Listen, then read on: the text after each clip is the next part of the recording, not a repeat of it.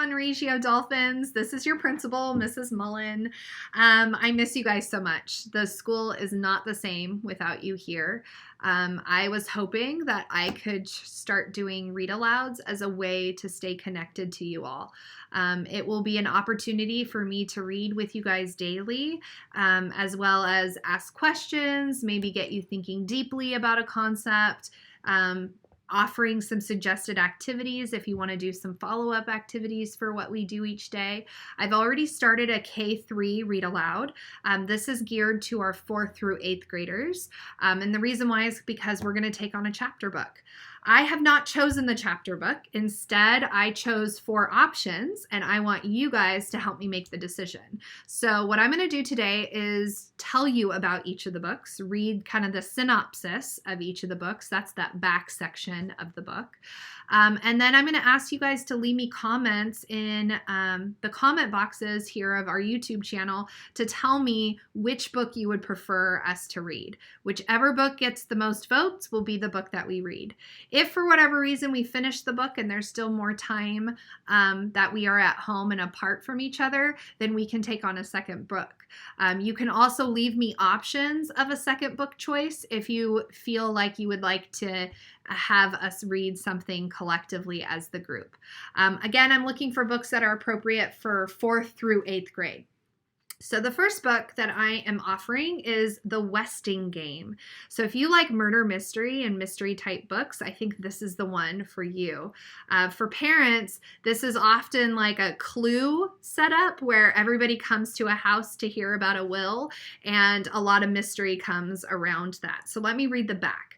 A bizarre chain of events begins when 16 unlikely people gather for the reading of Samuel W. Westing's will. And though no one knows why the eccentric game-loving millionaire has chosen a virtual stranger and possible murderer to inherit his vast fortune, one thing's for sure. Sam Westing may be dead, but that won't stop him from playing one last game. Okay, if you like realistic fiction, then the next book I have is Wonder. I really like this book because it touches on a lot of social emotional concerns and what it feels to fit in when you also sometimes inside feel very different than your peers and the people around you. So let me read about Wonder.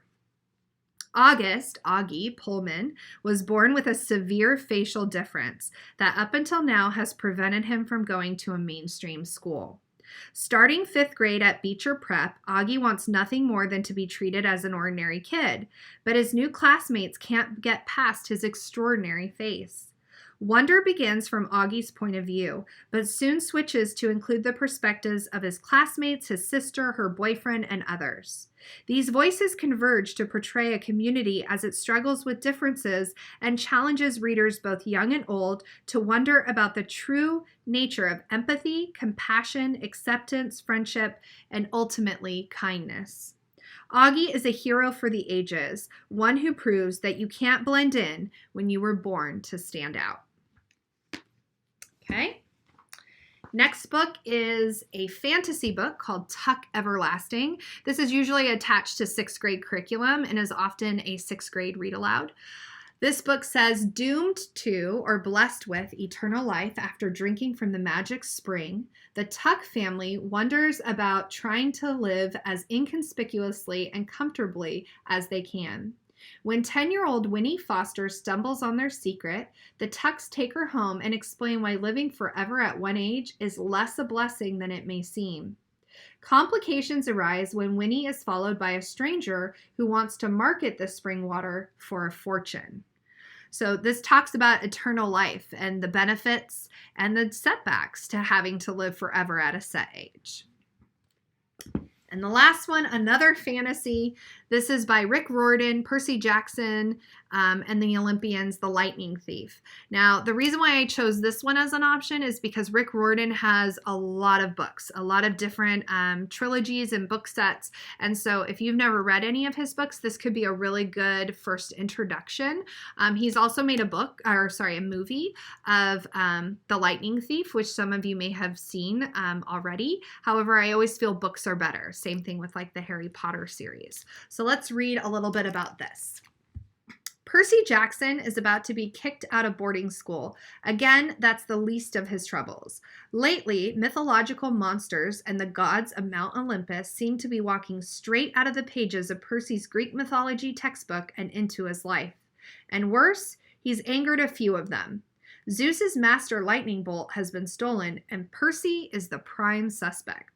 Now Percy and his friends have just 10 days to find and return Zeus's stolen property and bring peace to a warring Mount Olympus. But to succeed in his quest, Percy will have to do more than catch the true thief. He must come to terms with the father who abandoned him, solve the riddle of the oracle, which warns him of a betrayal by a friend, and unravel a treachery more powerful than the gods themselves. All right, so we have 4 choices. Your job is to tell me in the comments box which book you would like us to read. Again, we've got murder mystery, The Westing Game, realistic fiction about bullying and trying to fit in and kind of peer pressure, Wonder, everlasting life, Tuck Everlasting, and fantasy of Greek mythology, Percy Jackson and the Lightning Thief. I can't wait to see what you guys vote for, and I can't wait to start our first chapter book together. Again, I miss you guys a lot.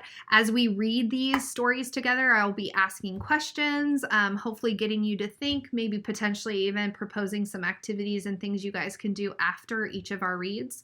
And I look forward to what the few weeks hold for us. Miss you guys lots. Talk to you later. Bye.